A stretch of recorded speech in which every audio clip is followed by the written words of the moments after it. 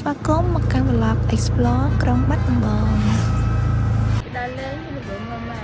ខ្ញុំខកពីតអូនបាច់ជាមួយម៉ែអបឡប់ណាក៏បងបាត់ណាក៏បានទៅមកទៅ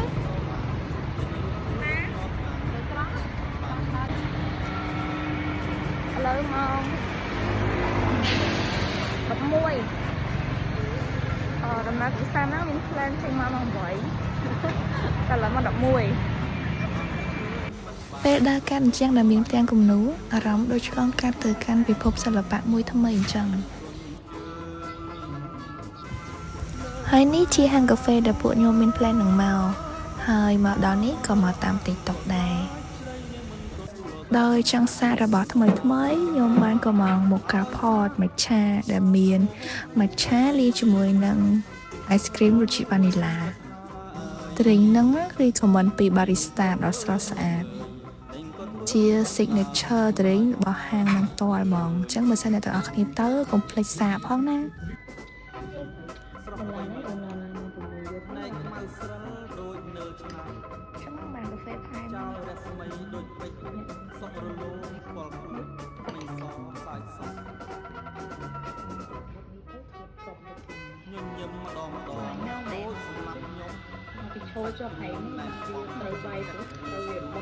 បន្ទាប់ពីផឹកមច្ឆានិងកាហ្វេហើយគឺនាំគ្នាអង្គុយមើល map ហើយគេថា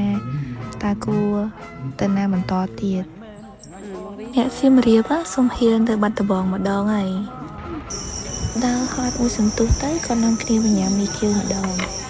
ញ៉ាំហើយញ៉ាំទៀតតែសូមបែបញ៉ាំផ្អែមម្ដងហើយ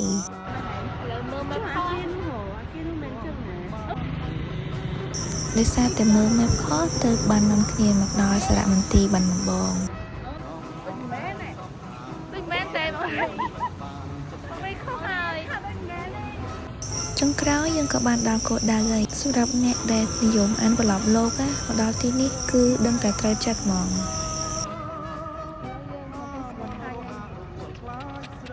សម្រាប់អារម្មណ៍ពួកខ្ញុំដែលមកដល់នេះគឺដូចរងរឿងផ្ទះកណ្ដាលបឹងចឹង